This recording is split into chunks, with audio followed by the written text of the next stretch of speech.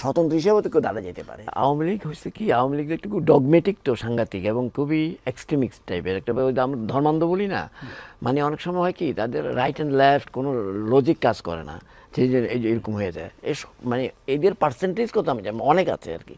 তো কাজেই যেমন একটা ভোট ব্যাঙ্কও আছে, আমি সেটাতে যাচ্ছি না। তারা মনেই করতে এখন পর্যন্ত বাংলাদেশে বিএনপি বা অন্য রাজনৈতিক দল এখন পর্যন্ত অতটুকু সফল হয় না এই জিনিসটা ভেঙে দেওয়ার জন্য, যে না তোমরা আওয়ামী লীগের কাছে যতটা নিরাপদ তার চেয়ে বেশি নিরাপদ আমাদের কাছে। লীগ ছাড়া তারা আর অন্য কোনো দলে গেলে, অন্য দলকে সমর্থন করলে তারা যে নিরাপদ, বেশি নিরাপদ থাকতে পারে, তারা যে অনেক বেশি সুযোগ সুবিধা পেতে পারে, এটা ভাঙতে হবে। কাজে আপনি যে ভোটের কথা বলছেন, সেই ভোটের মেজরিটি ওই আওয়ামী লীগের ভোটটার মেজরিটি পর্যন্ত ওখানে, কিন্তু তারা কিন্তু খুব বেশি সরে না।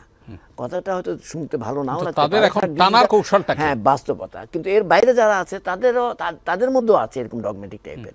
তো এদের মধ্যে এটা ডিপেন্ড করবে রাজনৈতিক দল হিসেবে বিএনপি সহ অন্য তারা আসলে কীভাবে এই রাজনীতিটা করতে পারেন, তাদেরকে এই সাইকেল থেকে এটা শুধু ভোট টানলে হবে না। এখন শুনুন, আমি যেটা বলি, এই যে আগামীর যে নির্বাচন, সেই নির্বাচনে যদি মনে করেন আওয়ামী লীগ ইলেকশন করতে পারছে না, তারা কি স্বতন্ত্র হিসেবে তো কেউ দাঁড়া যেতে পারে।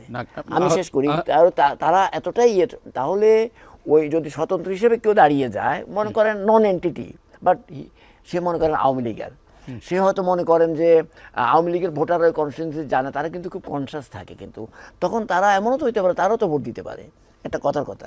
আবার বিএনপি বা জামাত বা অন্য যারা, তারা কীভাবে ভোটটা টানবে?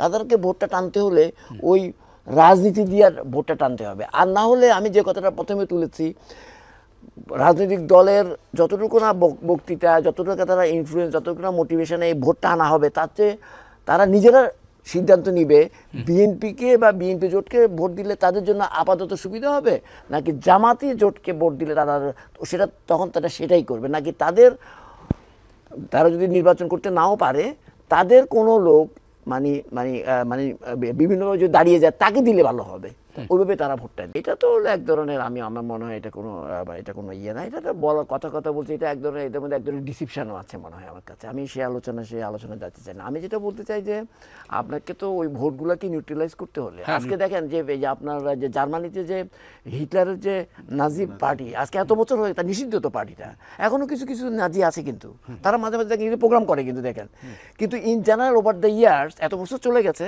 নিউট্রালাইজ হয়ে অনেকে মারা গেছে, আবার অনেকে মেইন স্ট্রিমের সঙ্গে চলে আসছে, এইভাবে করতে হবে। কিন্তু আওয়ামী লীগের কৌশলী পদক্ষেপ, হ্যাঁ, এবার এটা ডিপেন্ড করবে এখন যারা রাজনীতির মাঠে প্রধান দায়িত্ব পালন করছে, যেমন আছে শঙ্কও আছে, এবং এগুলো কতগুলি সিমটম দেখা যায়। যেমন প্রধান উপদেষ্টা ডক্টর মোহাম্মদ ইউনূস সাহেব বলছেন যে একেবারে উৎসবমুখর নির্বাচন হবে, এই ধরনের এমন নির্বাচন হবে যেটা জাতি আগে কখনো দেখেনি, খুব ভালো কথা। আবার অ্যাট দ্য সেম টাইম আমরা যখন এটা দেখি যে প্রায়শ আমাদের যেমন মির্জা ফখরুল ইসলাম আলমগীর সাহেব কালকেও বলেছেন যে কিছু কিছু রাজনৈতিক দল চায় যে নির্বাচন না হোক বা পিছিয়ে যাক, তো এই কথার মধ্যে তো মেসেজ আছে। আবার এটাও যখন দেখি যে কিছু উপদেষ্টাকে তারা মনে করে যে বাদ দেওয়ার কথা বলেন, তাহলে নিশ্চয়ই এমন কোনো শঙ্কার কোনো কারণ আছে।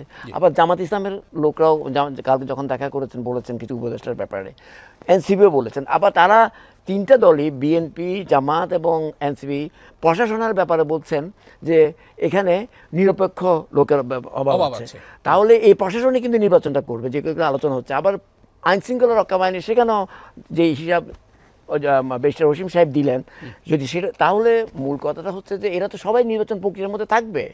তাহলে ডক্টর মোহাম্মদ ইউনূস সাহেবের এই জায়গার মধ্যে সংস্কারগুলি করা উচিত ছিল আসলে, যেটা করা হয় নাই।